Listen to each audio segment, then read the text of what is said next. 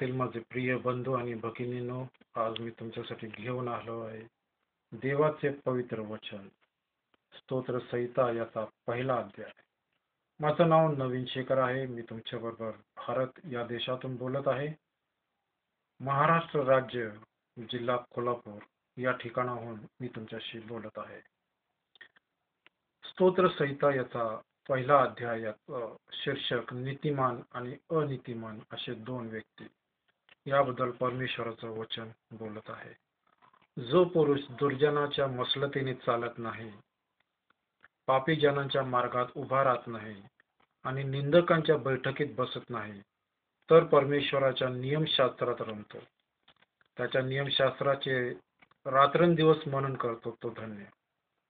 जे झाड पाण्याच्या प्रवाहाजवळ लावलेले असते, जे आपल्या हंगामी फळ देते, ज्याची पाने कोमेजत नाही, अशा झाडासारखा तो आहे.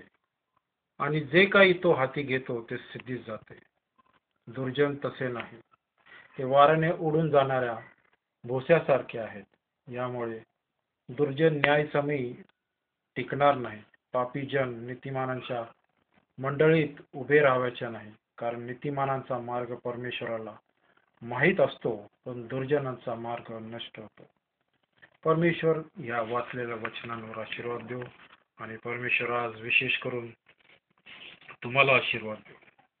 या वचनामध्ये परमेश्वराने आपल्याला दोन प्रकारचे व्यक्ती असे दाखवलेत. ह्या दोन प्रकारच्या व्यक्तीमध्ये आपण स्वतःला कुठं बसवू शकतो हे या वचनातून आपल्याला पाहायला मिळतं.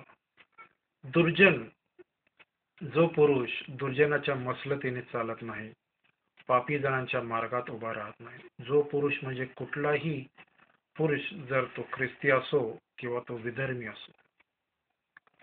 दुर्जन, जो देवाला ओळखीत नाही, जो देवाच्या जवळ येत नाही, देवाचं बद्दल त्याला काही आवडत नाही, पण त्याच्या कुयुक्त्या ह्या वाईट असतात. तो घातपात करण्याच्या बेतामध्ये असतो, तो वाईट करण्याच्या बेतामध्ये असतो. अशा व्यक्तीबद्दल वचन सांगतं की जो पुरुष अशा व्यक्तीच्या नादी लागत नाही, अशा व्यक्तीच्या मसलतीप्रमाणे चालत नाही आणि पापी जनांच्या मार्गात उभा राहत नाही. पापी लोक म्हणजे जे वासनेत आहेत, जे खून करतात, व्यभिचार करतात आणि देवाला न आवडणाऱ्या गोष्टी, ज्या अशा गोष्टी करतात, अशा लोकांच्या मार्गात जो उभा राहत नाही, म्हणजे त्यांच्याबरोबर संगती ठेवत नाही, फ्रेंडशिप ठेवत नाही,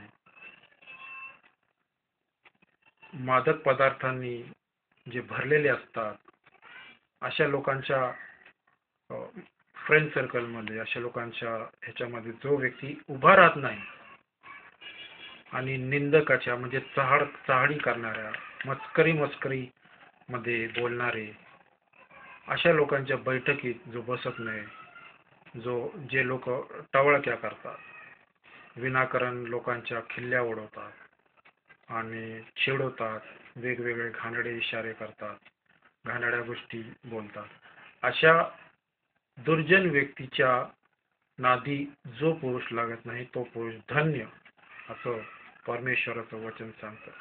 तर परमेश्वराच्या नियमशास्त्रात रमतो, म्हणजे परमेश्वराच्या नियमशास्त्र हे बायबल, या बायबलच्या वचन वाचण्यामध्ये तो आपला वेळ घालवतो, ओवी पाठ करतो, संदेश तयार करतो. परमेश्वराचे सेवक जे बायबलमध्ये आहेत, त्यांच्या जीवनाबद्दल तो विचार करतो आणि आपलं जीवन सुधारण्याचा जो प्रयत्न करतो, जो रात्री आणि दिवस त्याच्यावर मनन करतो, त्याच्यावर विचार करतो आणि आपल्या जीवनात त्याचा कसा प्रभाव पडेल, आपण त्याचं जीवन कसं पवित्र ठेवावं, हे जो व्यक्ती पाहतो, त्या व्यक्तीला परमेश्वराचं वचन धन्य असं म्हणतं. आणि त्याला एक उपमा दिलेली आहे की असा व्यक्ती ज्या पाण्याच्या प्रवाहाजवळ लावलेला असतो, तो त्याच्या हंगामी फळ देतो. म्हणजे जो चांगला व्यक्ती असतो, ज्याच्यामध्ये देवाच्या चांगल्या गोष्टी असतात, जो वाईट करत नाही, वाईट विचार करत नाही, कोणाबद्दल वाईट बोलत नाही आणि चांगलं बोलतो, परमेश्वराची वचनं सांगतो, त्यासाठी प्रार्थना करतो, त्यासाठी रदबदलीची प्रार्थना करतो, सर्व प्रकारची प्रार्थना तो करतो, जो पवित्र जनांमध्ये मिसळतो.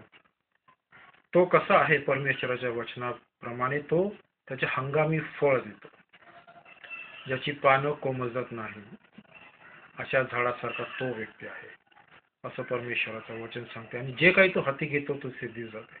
पुष्कळ वेळा आपण म्हणतो की मी चर्चला जातो, मी दानार पण देतो, मी सर्व गोष्टी करतो, पण माझे कुठलंच कार्य सिद्धीस जात नाही. तर परमेश्वराचं वचन सांगतं की आपल्याला परमेश्वराची फळं द्यायची आहेत आणि पवित्र आत्म्याची फळं आपल्याला पहिले करंथीकरास या पुस्तकामध्ये दिसतं की पवित्र आत्म्याची फळं काय आहेत आणि आपल्याला त्या प्रकारची फळं आपल्याला द्यायचं. जोपर्यंत आपण ते देत नाही, आपण स्वतःला ह्या दुर्जन नावाच्या मनुष्याच्या गटामध्ये आपण स्वतःला सामील करू शकतो.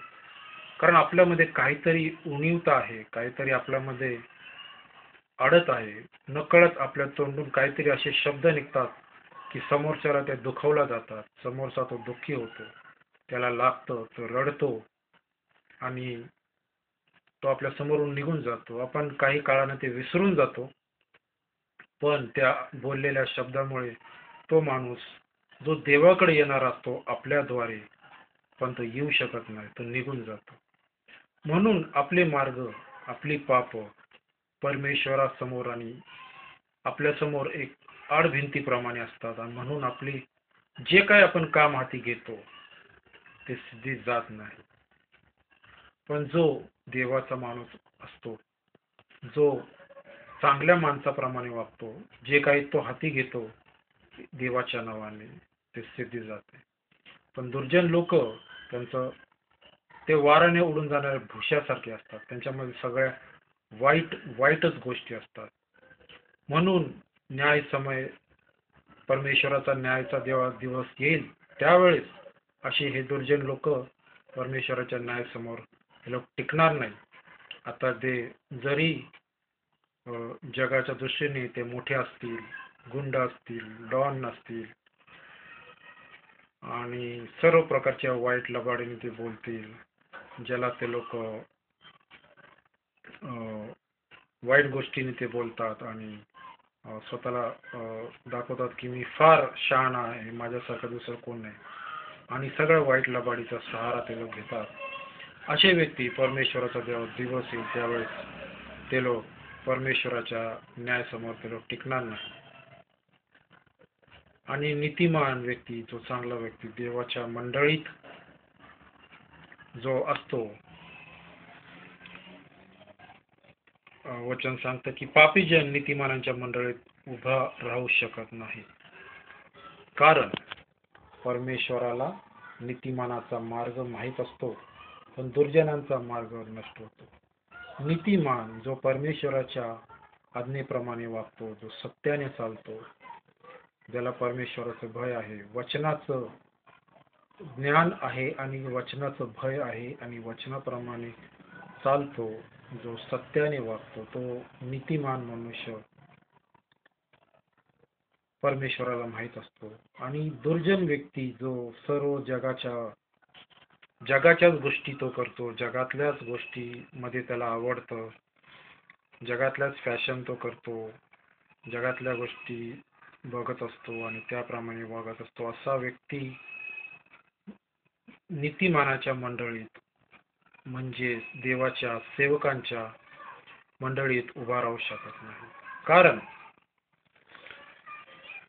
दुर्जनांचा मार्ग परमेश्वराला माहीत असतो आणि दुर्जनांचा जो वाईट मार्ग असतो तो सफळ होत नाही, असं या स्तोत्रसंहिता त्याचा 1वा अध्याय ह्याच्यातून आपल्याला पाहायला मिळतं.